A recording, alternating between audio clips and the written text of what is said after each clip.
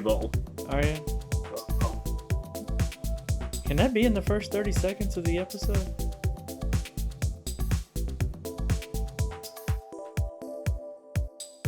Hello, everybody, and welcome to WCCF Tech Drinks Whiskey. Jura, very good brand. Sponsored by not Whiskey Jura. Stop drinking that vile stuff, Keith. I gotta They stay paid you hydrated. off, Chris. They paid you to do. Oh God, I sponsor. wish. No. To be fair, they wouldn't have to pay me to sponsor them. Just give me free whiskey. Ah, So we've got a few topics today.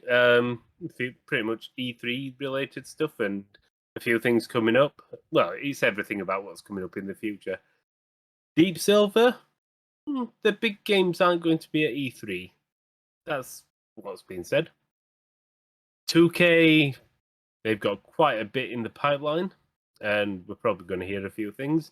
And then Sony, they're backtracking. They are backtracking. And we'll start off with Deep Silver. And you know what, Alessio, you can talk Deep Silver. Get deep, Alessio. Get deep. dive deep. Dive deep. Okay. Well, it's Oh, pretty. wait. An important thing for all the viewers. Before, I have a new phone. It is a big phone. Chris, that has nothing to do with Deep Silver. Shut up! Alessio, carry away. Okay, yeah. Like I was saying, Deep Silver basically told fans what to expect from their E3 and Summer Game Fest showcases. Basically, they confirmed that there will be an announcement from their parent company, Koch Media, which it's all about stuff that we cannot talk about yet. But at the same time, they also said that some of their biggest IPs, ranging from Saints Row and Dead Island, Metro, and Time Splitters, will not be at these showcases. So, of course, when it comes to Metro and Time Splitters, that was absolutely expected, because the news that they are once again working on Time Splitters with the rebuilt Free Radical design only came a few weeks ago. So, of course, it's too soon. And the same can be said about 4A Games. They actually just recently released the Metro Exodus Enhanced Edition on PC. It's going to come out on next-gen consoles in a couple of weeks. So, of course, they are busy too, and it's too early as well. There's no doubt they're working on another Metro, but yeah, they've just had a bit part team working on the Enhanced. They said as much, yeah. But of course, the same cannot be said about either Dead Island or Saints Row, because it's been a long time for both. Yeah, it is a bit disappointing that we're not going to see them this year either. I mean, for example, I wrote a news in late 2019 where basically Koch Media CEO Klemens Kundratitz said, sure, we'll talk about the next Saints Row game in 2020. But wow. of course, that didn't happen. And yeah, now COVID though. Yeah, sure, but it's a bit much. I mean, we are in the middle of 2021 and still they're not going to talk about it. So maybe later this year, but who knows? It's been many years since Volition released anything. I mean, they released Agents of Mayhem 4 years ago.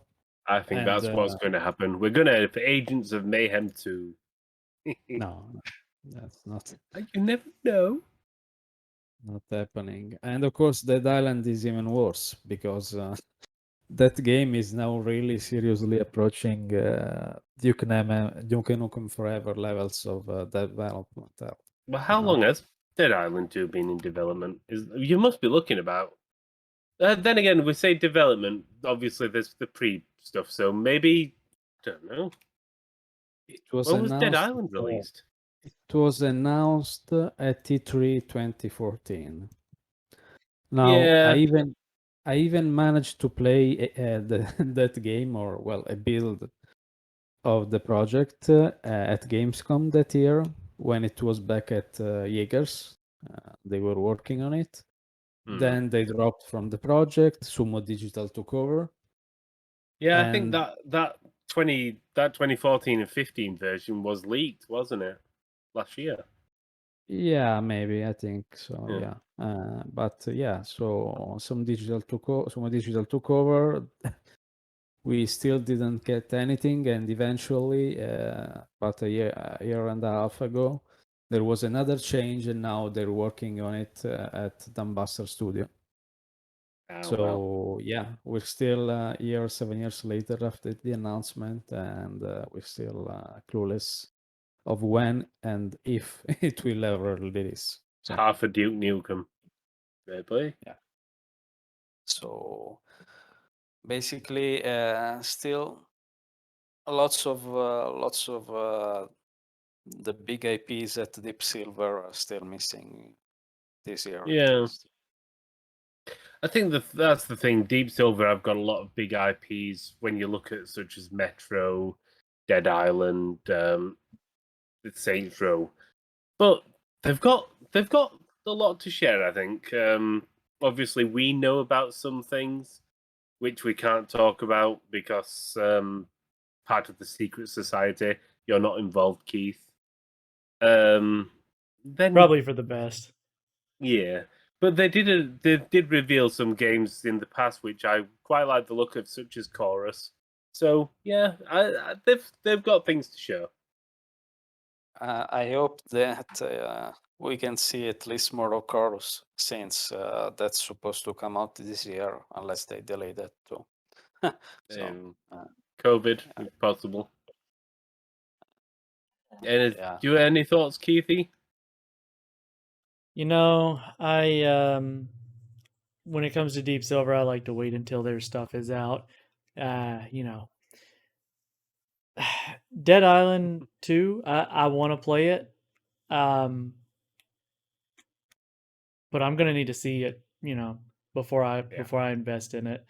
Cuz I was a little the first one, it was better on paper than it was on screen, in my opinion, in a lot of ways. I did enjoy it, but it felt, I don't know, it didn't feel like what I was sold. I think the thing with the first one, I don't know if anybody remembers the original advert they went Yeah, with. oh, I do. Well, that zombie child falling, or the reverse falling Yeah, it from the was, window child thing. yeah. That was great. That I was think it very won. catchy. Yeah, and I was anticipating a much more, I guess, a mature type game, a much more Yeah. narrative driven, less fetch questy kind of game. And it just the whole game felt like, you know, you were playing fetch quest with mushy weapons. Yeah, but you know, it was kind of fun still, uh, in a way, and it also basically provided the foundation for Dying Light, because it should not be forgotten that Dead Island was developed by Techland. Yeah. Yeah. Then Yeah. they went off and they did Dying Light.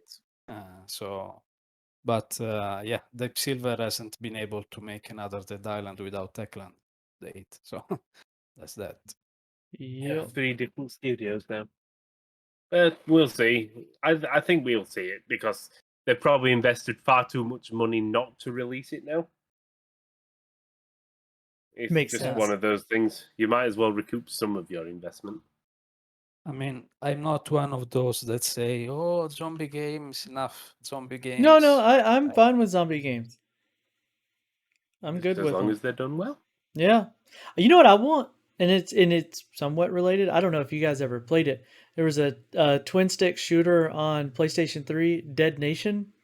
Yes. I Yes. loved that. I'll take that over Dead Island 2. You give me a Dead Nation sequel, I'll pay 3 times what the first one cost to get more of that. I don't remember what the first one cost, but it was like it 20, was good though. It was like $20. It's just a PlayStation Store. game. It Yeah. never had like a shelf release. It was so much fun. It was made by Housemark, and it was a PlayStation Housemarque. exclusive. So Yeah. you'd probably find the sequel on PS5 if anything. They're a good studio though, Housemarque or Housemarque or however you Yeah. pronounce it. Bring it on. I don't think we're going to see a sequel to that. No. You One know, can we'll hope. see. I will not because they're now making bigger games, aren't they? They've gone big. They can make this one bigger. They can make a bigger version of that game. Yeah, sure. Yeah, but I don't think they'd have to make it like first person then. A No. Dead Nation first person. No. They've gone first person or third person. It's Returnal now. It's all Returnal. Third person. I've not played it. Returnal with zombies. How about that? There you go. That's what I'm on about. Yeah, let's do it. Okay. Just grab the phone and call Jim Ryan. There you go. You got the pull. I don't. I don't. Okay, so moving on, there was a quite credible leak about 2K's games that will be announced probably at T3. So we are looking at a new game from Gearbox. We already knew that officially, and it looks like it's a Borderlands spin-off centered on Tiny Tina. So in reality, it's not a new game. It's just Borderlands again. Or probably. Yeah, basically a spin-off of Borderlands. Call me cynical, that but plays they're going like to release Borderlands. Borderlands. Yeah. It's going to be Borderlands just with a different character. Yeah, I'd say that. Hard pass. Maybe the one I'm most excited about is the new game from Firaxis, which apparently is XCOM but with Marvel characters. And that is very exciting to me. Also, the leak says that famous actors are voicing the characters. So, with that, I'm half excited and half concerned because where Firaxis can make fantastic strategy games, we know that Civilization, XCOM, whatever they put their mind to it, they're going to make a good game. But I don't. It's not going to be the same as XCOM, probably because of the limitations you've got in. If you want to be true to the Marvel heroes, you've got far too many limitations. You've got far too much to balance, and you've also only got one of them.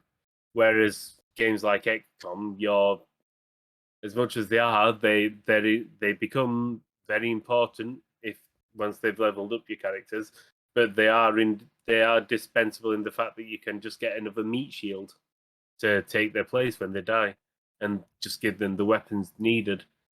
Can you? And also, how are you going to balance if you've got Wolverine? Wolverine's invincible.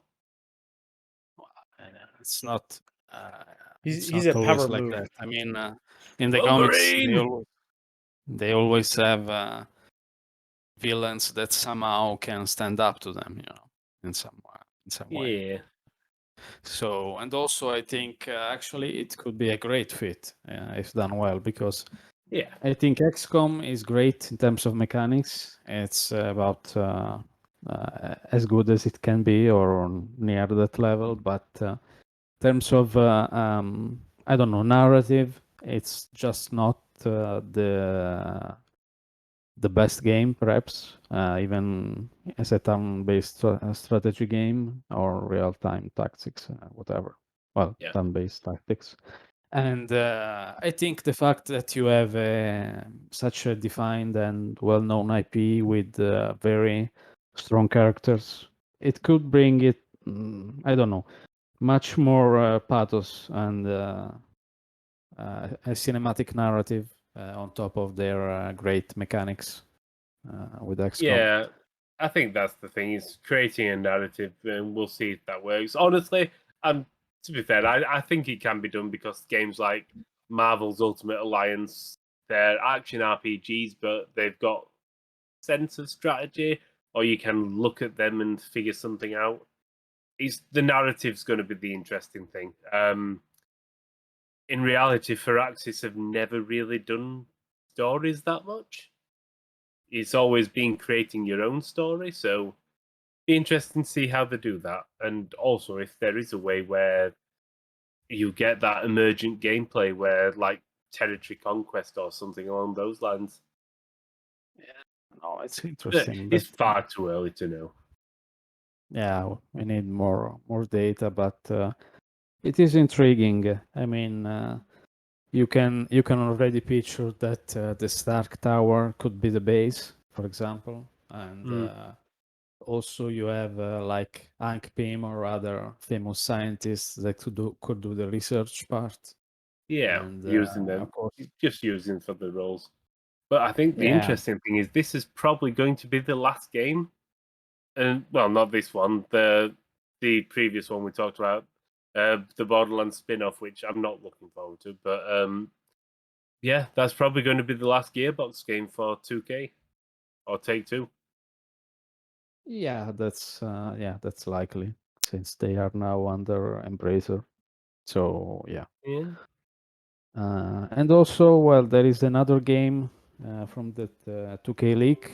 It's apparently codenamed Vault, and it's described as a Cthulhu meets Saints Row open-world sci-fi title with supernatural elements. And according to the leak source, it should be the next game from Hangar 13, which is the developer behind Mafia 3 and Mafia the remake. So there is it. Could be interesting. Especially, yeah, a Cthulhu-based one. We've had a few good open-worldy horror game. Yeah, a Call of Cthulhu, that sort of game. I'm up. I'm in. Yeah. So, I want to know more. Yeah, I was Keith. gonna say I'm open world to death. Yeah, I don't give a shit about open world anymore. I only care about open world when it truly is a good game that supports it. Horizon Fall of Aloy's red hair. I'm looking forward to that. Yeah. Well, that game while it was an open world game, you felt compelled to go. You just happened to be in the world, playing the story, and and the world felt alive, and there was stuff there, and everything. There was variation. It didn't just feel like it was big for the sake of being big. Yeah, it just didn't feel like it was just big because it is. It didn't feel like they built a world and then we're like, oh, we got to put a game in there. It was like we built the game and the world grew from that. So, yeah. And speaking of Horizon Forbidden West, and approaching Horizon Revenge of the Gingers. Okay, sure. The interesting thing is that the developers have actually spoken a lot about the game this week, and they said it's in beta already, so hopefully it can come out this year, although it's not 100% sure yet. And also, they didn't deny flying, so there might be flying. We already know there is gliding in the game. But more to your point, Keith, the important thing is they said the world is a bit bigger than the first one, but not by much, but it is a lot denser. So there is a lot more stuff to do and content in general. So that's good. And with that, you can segue into Sony's other news, Chris. Oh, go on. I think Keith should segue. He's not done much segueing today. Which one? PlayStation stuff. Tell me yes, the cross-gen. How could you not figure out that segue, you useless git? You're the only one who doesn't have a PS5. Yeah, see, and that's why I can't segue across. At least if I had one, I'd know how to turn it on. Hey, leave me out of this. So, I mean, long and short of it is, let me get it pulled so I can see. Just make sure I get the list here right. So we've got Gran Turismo 7 and God of War going cross-gen. No, it's backing off from being PS5 exclusive, but also going to be on the PS4, which is great because I can't get a PS5 and I want to play these games.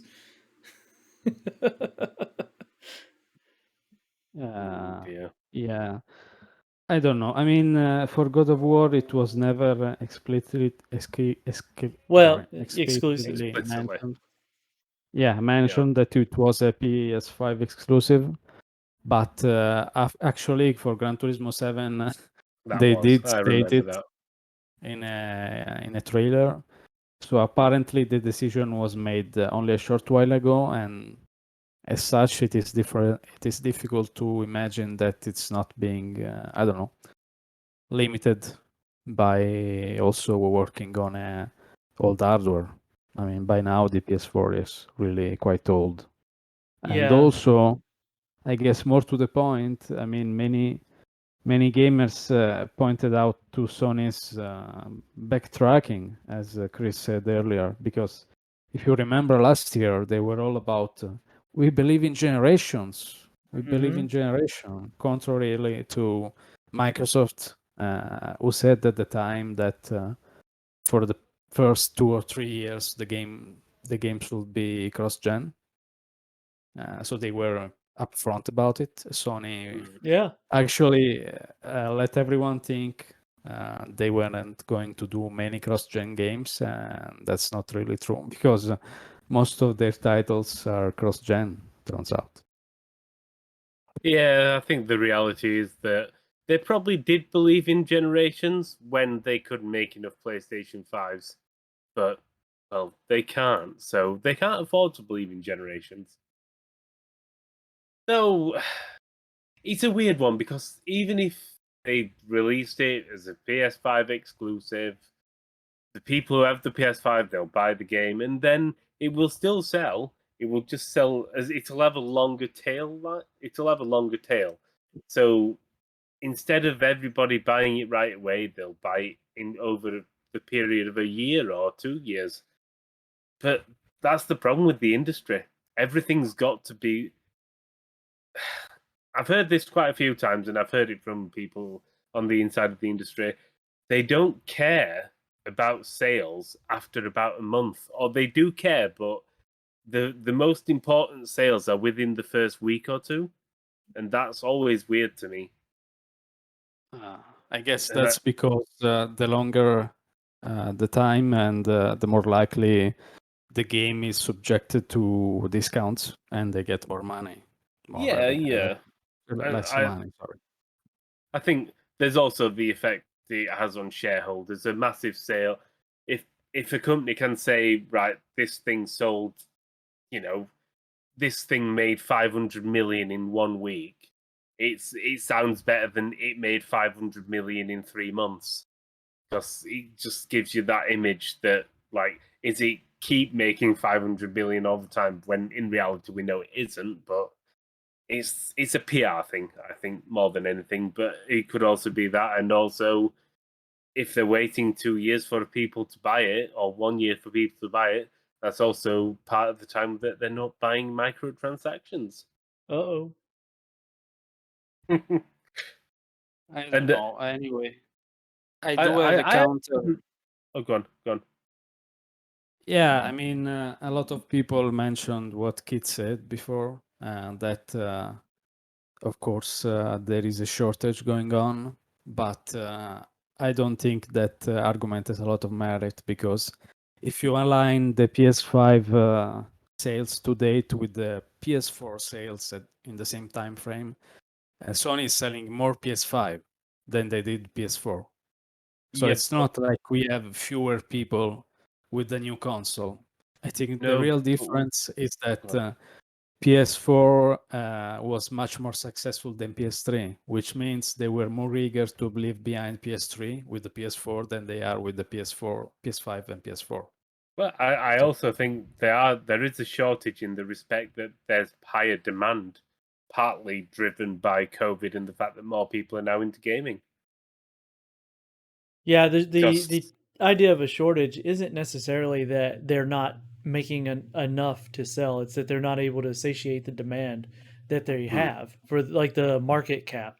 So, if you had before, if you had 600 people lined up trying to buy 1,000 consoles and you sold through, now you've got 800 consoles, but you got 2,000 people trying to get them at the same time. You're just not able to satiate that demand. But if you're able to maximize your profit levels by also offering it to the people before, and I would say that, well, you just really don't want another Cyberpunk situation on your hands with the way the game's run and everything. But you guys have seen the return rates. They still sold like gangbusters on older consoles. The return rate wasn't near what people thought it was going to be. Well, yeah, it's a weird one. But, I mean, Sony first-party studios are going to get the games right. No, I get that, but the Cyberpunk thing was a whole other thing, and that was arrogance on CD Projekt Red. Arrogance and incompetence. Agree.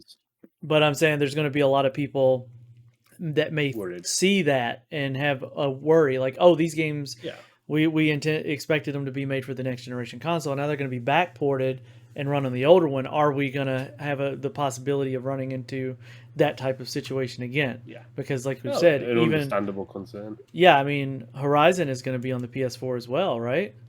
The next one? Yes. So, yes, but they said that basically they developed the game for the PS4 from the start, so it runs fine. No, I get that. I'm just saying, like, there's a perception. Not everybody is going to have read the developers' interviews and heard what they had to say. They're just going to go off of their experience. That's what I'm talking about. Like, I get it. I know it. I'm not worried about it. Well informed, Yeah. Not everybody is. I mean, on one hand, Horizon, Forbidden West, from everything that they've said this week, with the free climbing that they're adding to the game, expanded melee. I mean, of course, you can still make a better game even with the same minimum hardware. That's absolutely true, because it's not just about having more power. At the same time, though, I think it's kind of a given that if it was on a PS5 only game, they could do more, more on number of levels. So it is a bit sad from a gamer perspective, but of course from a business perspective, it makes sense for Sony. I think in reality, though, this will have been in development that long that even though they'll have known the specs of the PS5 because they're an internal studio, they'll have been making this so long and using PS4 dev kits. So yeah. But now this, I'm not sure about this rumor. Me and Keith were talking about it before, Alessio. So I've heard that at E3, in a pledge to the microtransaction gods, Bobby Kotick's going to slaughter innocent children. Is this true? On Twitch in a hot tub. On Twitch? That's what Keith's telling me, on Twitch. I mean, I believe it. I believe it. I do not know anything of the sort. So, get very good fence to sit on there, Alessio. All right. Well, look, speaking of E3, that's coming up. Yeah. What's everybody looking forward to? Instead of, I mean, we've all been playing games lately, but we're looking forward to the I'm looking forward to Ratchet and Clank. Didn't that come out by now? Is that not out yet? Is it still not out? Well, it's not. To be fair, I can talk about it because when this goes live, when's this going live, Keith? What day? Tuesday the 8th. Oh, in that case, what time will it be going live, Keith? What time does it need to go live? Probably by 9 a.m. CST. Oh. Well, I'm not going to give any details, but on the 7th, I can officially say that I was sent a copy of Ratchet and Clank. So, yes, I've been playing it, and I'm looking forward to it. I'm still looking forward to it, and I love it. I mean, you already finished it. Let's face it. So it's not... Yeah. I'm gonna say I don't. you know what? If Sony's whining about me saying I love it, I'm not giving away any details of my review. Yeah, well, technically, I am. I love it. So yeah, okay. I finished it. I've finished it twice. Well, you've given an opinion of so. Oh, they'll be fine. What about you, Alessio? Since Chris can't keep the beans in the bucket, what about you? What are you the looking beans forward are in to? the bucket. Okay, yeah. Ratchet and Clank will not be at E3 anyway, Chris. So your answer is not valid. Bastards. So, but I think there's a lot to be excited about, even though we've said that some games will not be at E3, but others will for sure. Yeah. And it's pretty much confirmed that we'll see at least something about Starfield. And we'll also see the reveal of basically Halo Infinite, which has had an extra year of development. So hopefully it will be enough to make it a lot better than what we looked at the last time. But I think the game that I'm most excited about is Dragon's Dogma 2, hopefully. Well, Which, so here's a prediction for you. Grand Theft Auto. I think we're going to finally get Grand Theft Auto teased. I don't think so. We'll just keep getting more and more on GTA Online stuff. Yeah. Also, Rockstar tends to do basically nothing at E3, but we could get we could get some new stuff about the enhanced edition of GTA 5, which will ship this year on PS5. So yeah, we could get something about that for sure. Oh, great! The 50th release of GTA 6. I mean GTA 5. What's next? Skyrim. And don't give them ideas, Chris. Right? Yeah. But yeah, also it seems like we'll get finally the official first look at Elden Ring. So yeah, yeah, that's up there on my interests. Yeah, no, I think it will be a pretty good. To be fair, we're probably not going to see GTA 6, but in all honesty, the games I'm probably looking forward to most, and they're not the games that everybody else is, but there's Judgment 2, or the sequel to Judgment from Sega, the Yakuza studio, and another Sega game, Total War Warhammer 3. We know both have been obviously announced. Warhammer 3's had some reveals, and I wouldn't be surprised if we got to see more of both games at E3.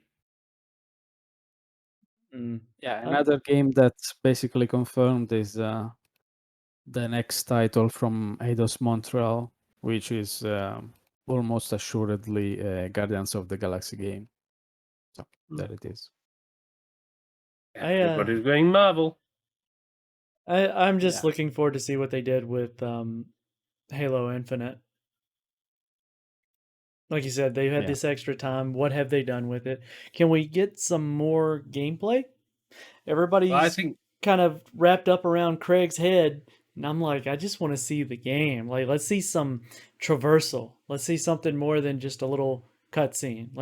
So I think what's really happened, Keith, is the reason why it's been delayed is that they needed to get a team of 50 writers to write another 5,000 books just to comprehend the story. Yeah. You know, because there's never anything in the game. Hey, I have my concerns. I'm going to play it. I'm going to play the game. I'm going to get it, however it comes out. But I don't know. I'm not.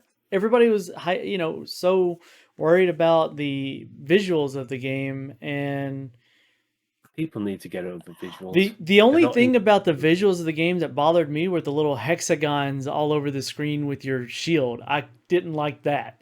But that was an aesthetic that were a design element. That wasn't even, or UI. It wasn't even the graphics of the game. I guess, I don't know.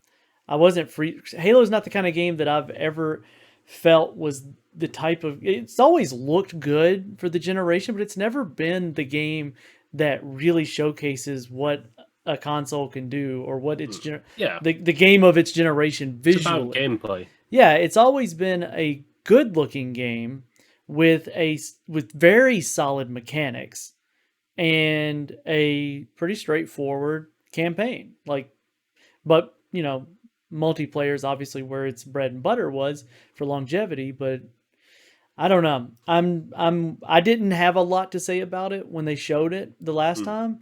I wasn't bothered by what I saw other than I didn't like the shield. I didn't like the woo, the sound that it made, and the way it looked on screen. Also the shotgun thing. I didn't really like it. The little shotgun revolver pistol thing. I was like, that looks. Also, there was one thing, and I'm going to complain about this, and it may be super fun to use in the game, but the grappling hook. I didn't like it in Doom. I didn't like it in Doom Eternal. I don't know that we'll see. We'll see. I'll hold my judgment on it.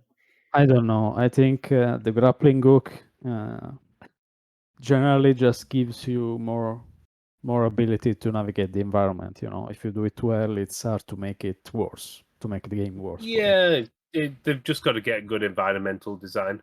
Yeah, yeah. I'm worried that it's going to turn into one of those things you just use it to move around because it's quicker than walking. And if that's the case, it's just kind of like, why not just make you move faster? On Microsoft, I do have a question. Have we heard anything about Fable? No, it's way too early. Is it? Didn't they say that Playground were working on it like 2 years ago? That was like 2 months ago. No. It Are you was sure? no, it was last year. I think about a year. Yeah. Or I don't know why then. It must be COVID timelines. I just thought it was like only 2 years ago. No, it was announced 10 months ago. Oh, right. Bloody hell. Less than a year. Okay. Yeah. Okay, then yeah, it's too early. I just thought it was 2 years ago, so I'm just thinking, surely we should be hearing something.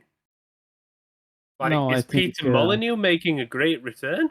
No. But from Playground, we should get the new Horizon game, Forza Horizon, that is, this year. And it's rumored to be set in Mexico. I can tell you that. So. Okay. But I think that's everything from me. Yeah. I'd say, of course, it's going to be an exciting week. It's also going to have the Battlefield reveal, and I cannot That's say already anything been more. revealed. Somebody leaked it. I cannot confirm nor deny that. You don't need to. Somebody's already leaked it. Everybody's seen it. EA are starting whining about it. They're going to sue somebody. And they're going to lose the lawsuit because they haven't lost any money. They just didn't get to reveal it on the week they wanted. Like, oh, grow up, EA. Just be happy that everybody's excited to see your shooter game. I don't know. Me and Battlefield, we got a storied history. It's one of my favorite game series, but the last 2 releases have been so bad that it's all like, fool me once, fool me twice. Shame on you. I don't know. I don't know. Twice? I don't know. Look, there are places and I miss Battlefield 2. Battlefield 1 wasn't that bad, honestly. It wasn't good either. He still wasn't Battlefield 2. It didn't have staying power. The game, like part of the things that makes the Battlefield series, like I enjoyed like the campaign, but the multiplayer was riddled with cheaters, and the comms in it were bad. The weapon variety was boring. The customization was next to nothing. Battlefield 2 was spectacular. Battlefield Legendary. 3 Battlefield 3 was super fun. Battlefield 4 took away a lot of things that made Battlefield 2 or 3 still good, but it still had some. Hardline, is kind of where it started to falter, but 1 and 5 were just.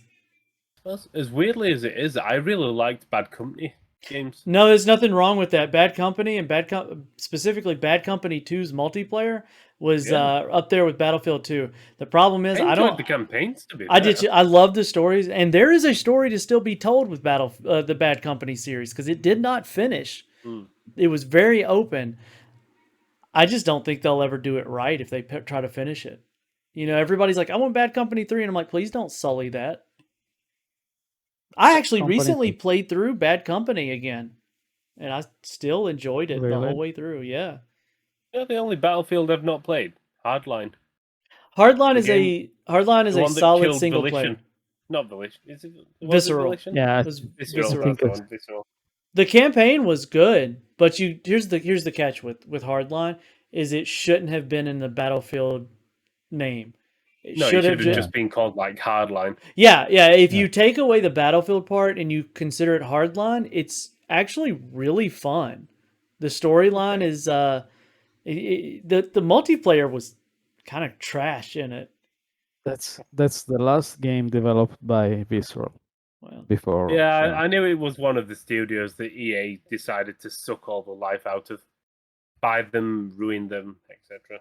Yeah. So, by the way, there are rumors floating around about Dead Space remastered. No, I'm not. I'll remastered. I can accept that. They're best not make another one because they've got they'll just. After Dead Space 3, please, please don't. Yeah, they just they butchered that with their own high office decisions. I know. Let's make a horror game where you can buy everything you need. It's not a horror game, then you fuckwit. Okay. We are derailing. I think that's. No, we're not. Oh, we're off in the ditch. We're in the ditch, man. We're just rolling around. I think we've done.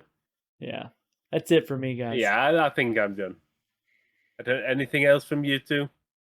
No, I'm ready to. No, just let's see each other next week when we can finally talk about some of these things. Actually. Yes. Take notes. We'll catch you guys then. Radio. Au revoir. Bye.